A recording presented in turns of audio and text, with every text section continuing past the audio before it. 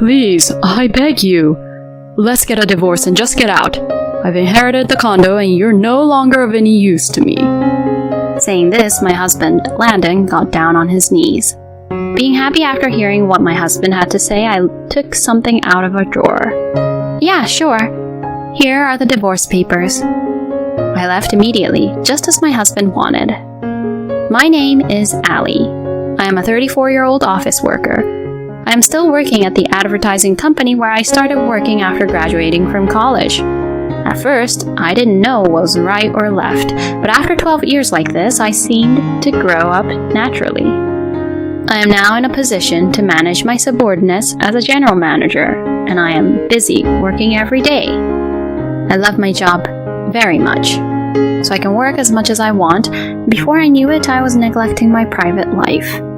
It's about time for you to stop being a workaholic. You can't continue to be a workaholic. A good friend of mine, Amy, said to me, "It's career women like you, Allie, who are declining birth rates in this country, you know." I thought it was fine to be single for the rest of my life. But when my friend who had 5 children said that to me, I began to seriously think about partners and marriage. Hey, do you want me to get married after all, Mom? Huh? What's the matter? Do you have a fever or something? What? No, I don't. I explained to my mother what Amy had told me and said I wanted to know what my parents thought. My mother laughed and said, "I wasn't expecting much from you," and then added, "But the thought of you as a bride and the child you will give birth to makes me excited." I knew it. Of course, it's about my beautiful daughter. Anything would make me happy. Well, but my son is already married and they just had a baby, so it's fine, you know. Ah, that's true. I have a younger brother, 4 years younger than me, who has already been married for 3 years and has 1 child. He and his wife work together, so their income is very stable and they have a happy family. Looking at my brother's family, I certainly think marriage is a good idea. But I have completely forgotten how to meet people. I don't even remember how to fall in love because I haven't been in love for a long time. Being like that, I thought, I can't be like this. Then a colleague of mine heard about my situation and decided to hold a matchmaking party. You and I are the only ones left, so let's just do our best in our own timing. My colleague said that to me. I guess she meant, don't be picky with men. But she's right. I have worked hard at my job, but not at all as a woman. So I decided not to be too aggressive here, but to keep an eye on things and try to talk to various people.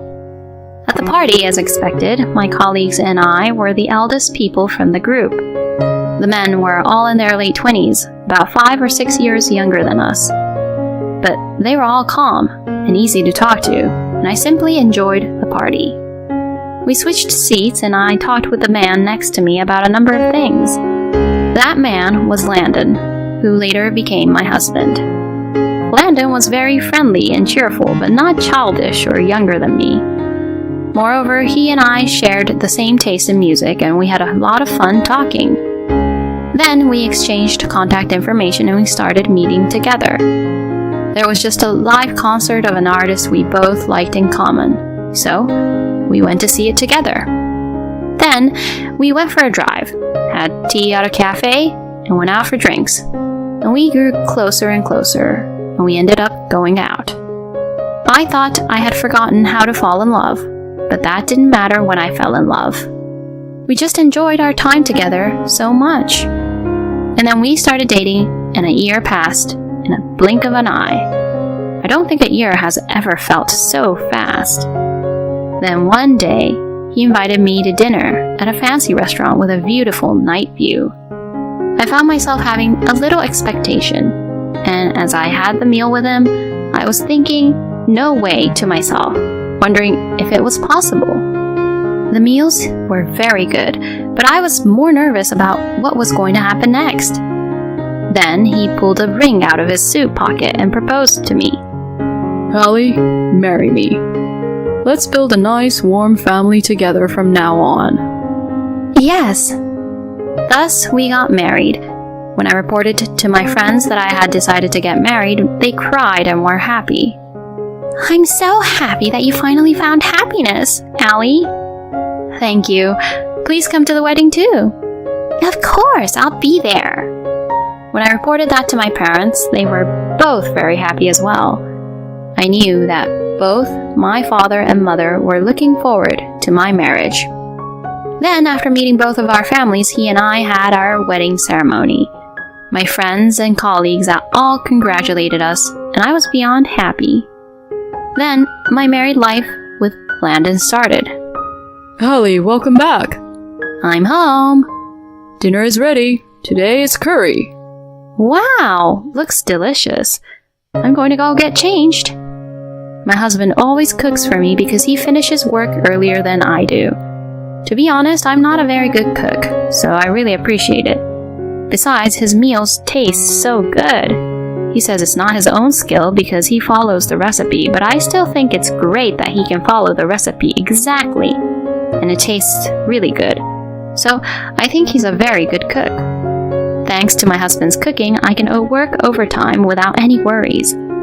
And when I come home tired, a delicious and nutritious meal helps my body recover from all the tiredness. I felt very happy that I was able to get a really good husband. I had no doubt in my mind that I would continue to enjoy my days with my husband, eventually have children, and build a warm family. However, about a year into our honeymoon, there was something that worried me. It was that my husband always carried his phone with him wherever he went. Surely, there are men like that, but my husband used to leave it on the table when we were first married, or go to the bathroom or bath with it where I could see it. I felt a little uncomfortable because he suddenly started carrying it wherever he went, as if he had completely changed. Since this was happening so often, I decided to take the plunge and ask my husband about it. You've been clutching your phone all the time lately, but you didn't used to do that, did you? What? My husband was upset to hear me say that. Then, after his eyes swam a little, he said, so that I can respond immediately when I get a work call or something. Something was very suspicious about him. I thought so, but I still wanted to believe my husband. I thought to myself, let's not pry too much into his life, and let's not suspect anything. So I decided not to say anything else for the time being. However, the more I tried to believe him, the more suspicious things became more and more obvious. My husband often went to a store late at night. I'm going to go by the store right now. Why? I'm craving something sweets, actually. I thought I'd pick up some sweets. I'll get one for you too, Allie. Thanks. At first, I thought he simply wanted something sweet.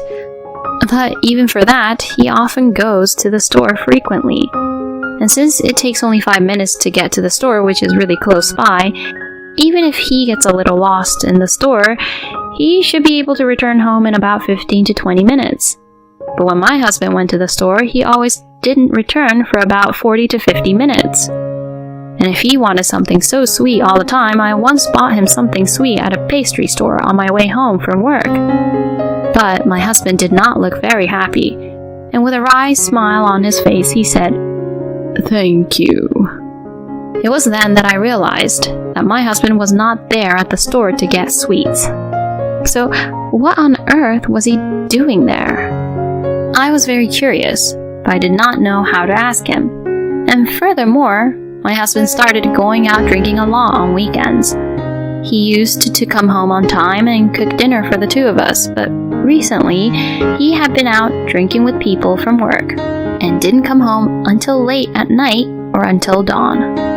If he was really busy with work and had to drink as part of his job, I would try to be understanding, but that is not the way I see my husband. Rather, he always seems to be looking forward to the drinks, which really had nothing to do with work. In this way, the number of points that seemed suspicious kept increasing, and I was concerned. Could my husband be having an affair? I couldn't help but keep these thoughts in my mind. I wanted to believe that it was not true. At that time, I was still in love with my husband, but he was still acting suspiciously. He kept his phone close to him, went to the store every night, and went out drinking on the weekends.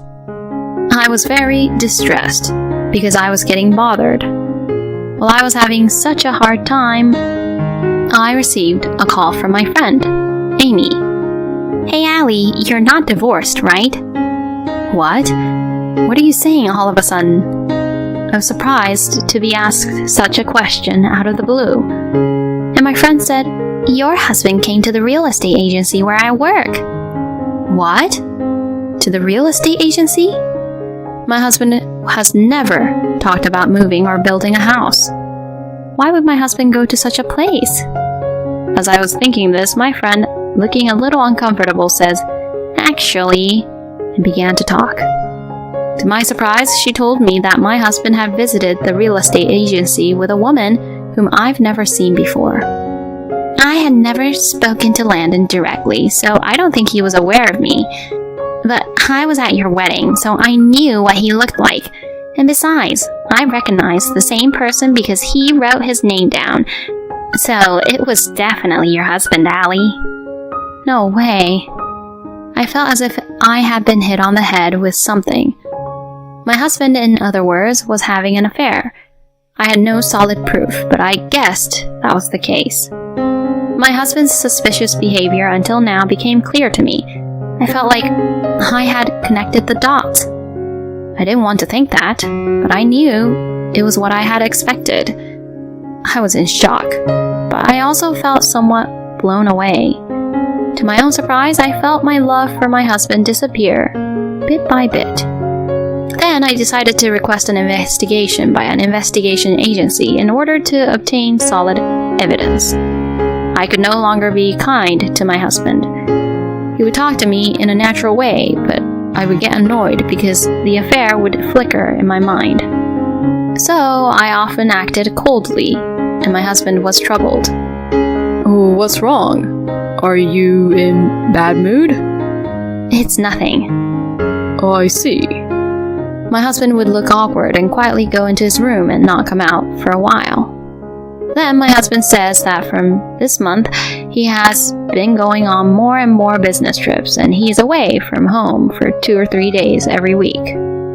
But I know the truth. I know that my husband only goes to his lover's house. I found this out from the results of the investigation from the agency that I received later on. Around the time I received the results of the investigation, I was ready for things to be done, so I started preparing for divorce. But then something unexpected happened. My father-in-law passed away. My parents-in-law had treated me very well, and I wanted to attend his funeral. If I divorce first, I will not be able to go to the funeral. So I decided not to file for divorce at once and wait until after the funeral. After attending the funeral and seeing my father-in-law off well, I finally decided to say goodbye to my husband. But my husband said goodbye to me before I did. "Allie, I know this is selfish, but I want a divorce." "What?" I was surprised that my husband was the one to initiate the divorce. Since the affair seemed to have been going on for a long time, I thought they were just playing around without wanting to get any divorce. Why? "Well, that's..." My husband was at a loss for words. He didn't think I would ask him why. I think that's stupid of him, but that's the way my husband is. It's really bad when he doesn't think things through. Well, I guess that's why he is having an affair. My husband couldn't think of a suitable reason, so he said something like this. "Oh, you know, I just wanted to be with a wealthy person. I thought I could have a good time with you if I was with the general manager of a major company. But things have turned out differently than I expected, due to some personal differences. Please, I beg you, let's get a divorce and just get out. I've inherited the condo, and you're no longer of any use to me." Saying this, my husband Landon got down on his knees. Apparently, when my father-in-law passed away, he inherited the apartment that belonged to him. So he told me that I was no longer of any use to him. I guess he is a selfish person to no end. But thank God he cut me out of his life because I was originally going to divorce him. Being happy with what I heard, I pulled something out of the drawer. Okay, sure. Here are the divorce papers. What? My husband didn't seem to think I had filled out divorce papers. Hey, why do you have this? Because I wanted to divorce you too. I told him so. My husband was a little surprised, but laughed and said, Oh, I see. Well, I guess we were thinking the same, huh? Then he signed the divorce papers. This condo will be mine, so, well, I hope you have a good life. That's what my husband would say to me. I left immediately, just as my husband wanted. But that wasn't the end of my revenge. I had already rented a new room, so I could move right out.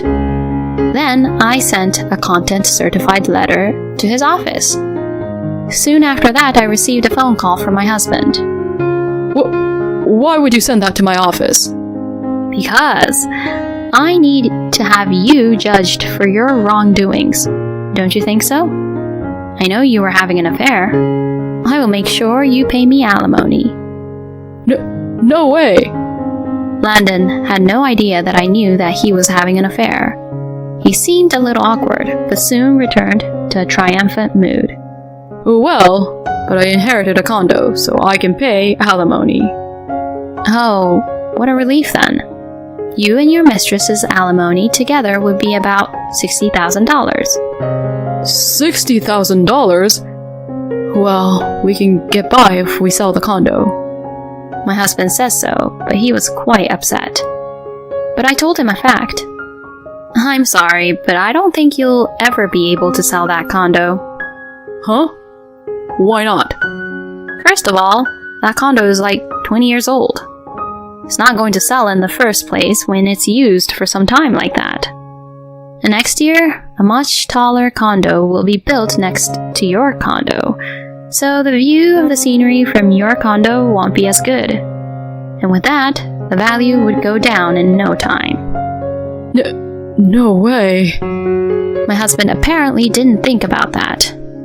Oh, and you have to pay inheritance tax too, so be careful.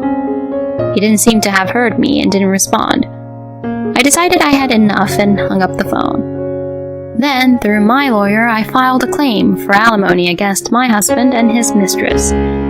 Incidentally, as I had predicted, the condo that my husband had inherited could not be sold, and they seemed to be in a lot of trouble. They had no choice but to start living in the condo.